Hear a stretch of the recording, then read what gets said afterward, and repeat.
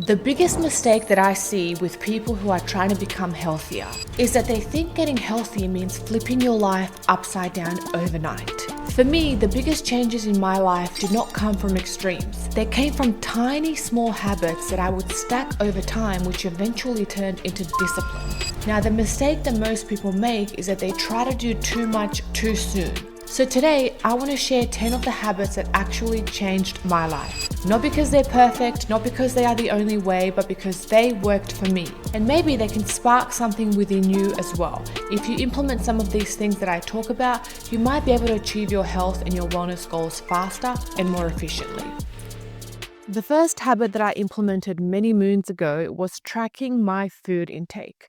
So, when I first started learning about nutrition, I was absolutely clueless about what I was eating. I didn't know the concept of calories, macros, micros, any of that. I thought I was quote unquote healthy, but if you looked close up, not so much. And here's the thing some people miss. Sometimes that clean salad with that ranch dressing and a handful of croutons has more calories than a burger. And the wellness smoothie that you have after gym every day might pack in more sugar than a milkshake.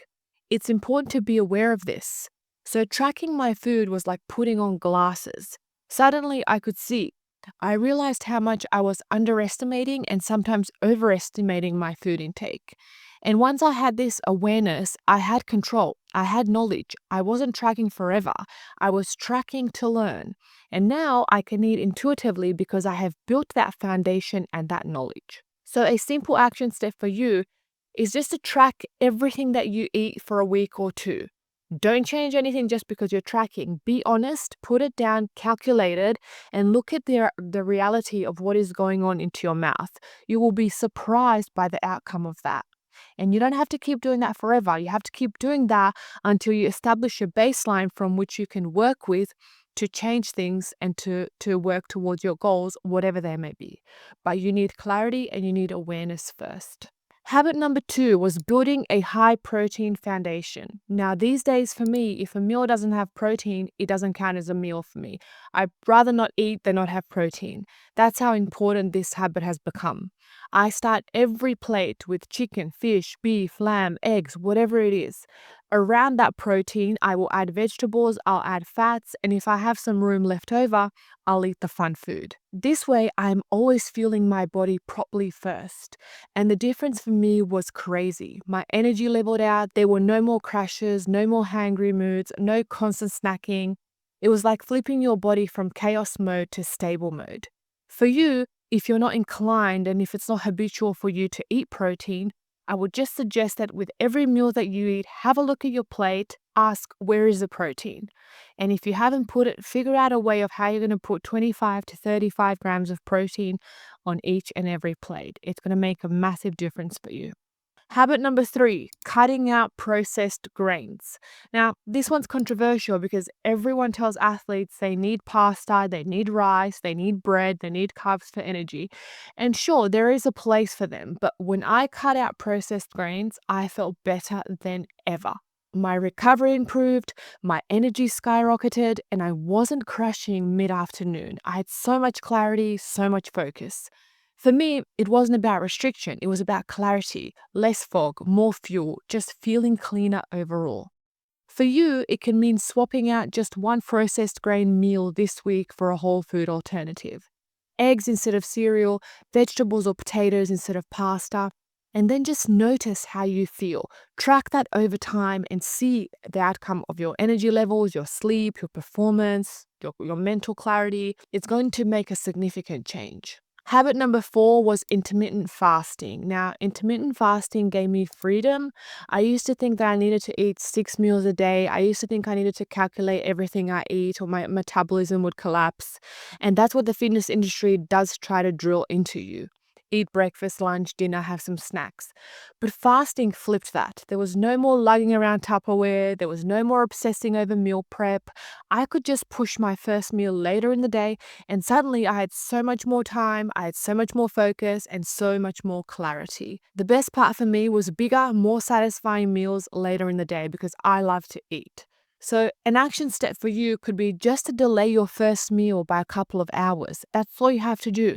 And that's how you would build up slowly. I promise you would have so much more clarity and so much more focus during those morning period of high focus work if you skip that meal. Okay, so really quick, I want to share a resource with you that I have available if you are currently feeling injured, stiff, broken. If you're a professional athlete looking to improve your mobility, my mobility toolkit is currently helping over 50,000 people in 40 plus countries, people ranging from all walks of life, complete beginners, professional athletes, men and women in their 70s and 80s. If you have 15 minutes to spare, this will work for you and it's going to produce dramatic results within weeks. Check it out.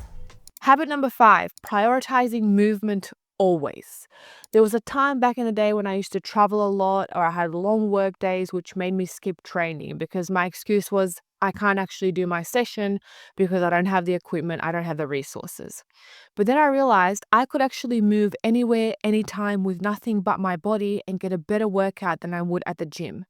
And that mindset was so freeing. Even 5 minutes mattered. And once it became a habit, I started craving it all the time. Movement stopped being optional. It became a non-negotiable for me, just like brushing my teeth. And for you, this can mean, today giving yourself just 5 minutes. Walk around the block, do a mobility routine, do a movement snack, do 10 push ups. See how your body feels after doing that high bout of intensity for just a minute or two. If you sit at a desk all day, make sure you put onto your timer that every hour you get up and you move for a minute or two. Habit number 6 was cold exposure. I understand not everyone loves stepping into cold water, but nothing wakes you up like the cold. This I can vouch for. I used to start with cold showers, then I moved to ocean swims and eventually ice baths. And every time I have to hype myself up to do it, but when I come out of that water, the energy has skyrocketed tenfold. No amounts of caffeine, no amounts of sleep, nothing can make you feel as exhilarated as the cold. It's like pure clarity, pure energy. It's like you have conquered a mini battle before the day even starts. A small action step for you is finish your shower with a 30-second cold bout.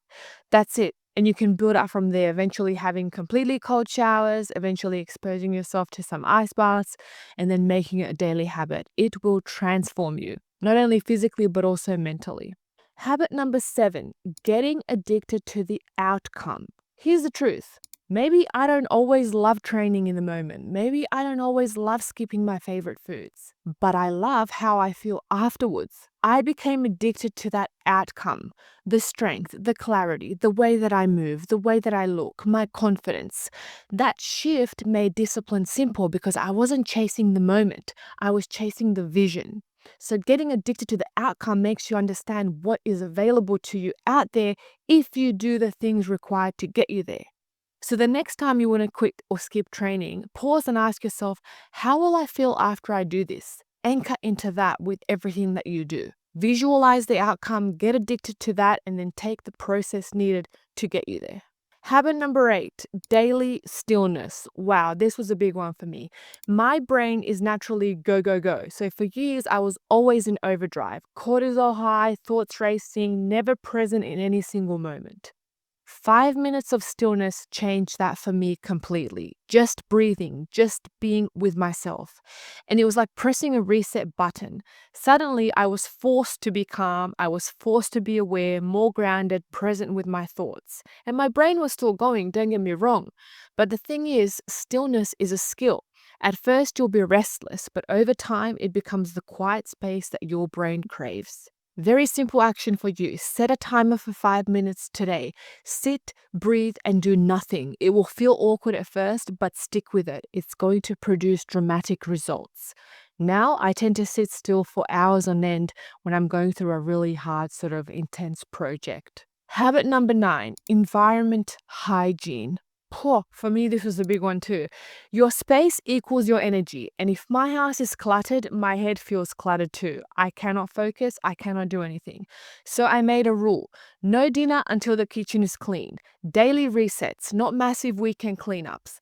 And honestly, I even use cleaning as movement. Scrubbing, bending, crawling, it all becomes part of my daily movement non-negotiables. The payoff for me is I wake up to clarity, not chaos, and that changes everything for me from the time that I start my day into the time that I end my day. So, action step for you: before bed, reset one thing, just one thing.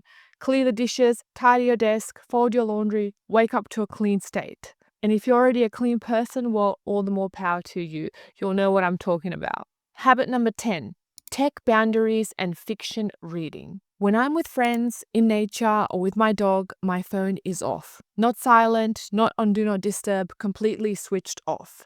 Most people touch their phone thousands of times a day, even if it's on silent mode, even if it's on DND. And that constant stimulation keeps us anxious, distracted, and overstimulated. So completely turning it off gave me back that presence. And here's a curveball. I started reading fiction, not business books, not self-help books, just stories. And it gave my brain space to relax, to imagine instead of always grinding on productivity and learning something and taking notes. So for you, the action step tonight, turn your phone off for 30 minutes. Pick up a book instead, feel the difference, and eventually build up to doing that on a daily schedule. So those are my 10 habits amongst many others that I have. Nothing extreme, nothing flashy, just small habits that stacked up over time and reshaped who I am. And that's the real secret. Health is not built on motivation or quick fixes. It is built on habits, one at a time, stacked over a period of time until they become a part of you. Now, I'd love to hear from you. What habits have you built that have changed your life? Maybe it's something simple. Maybe it's something unique. Share it in the comments. Send me a message. I'd love to hear about it because the more that we share, the more that we grow. And if you're listening right now, here's my challenge. Don't try all 10. Just pick one. Try it this week and let me know how it feels.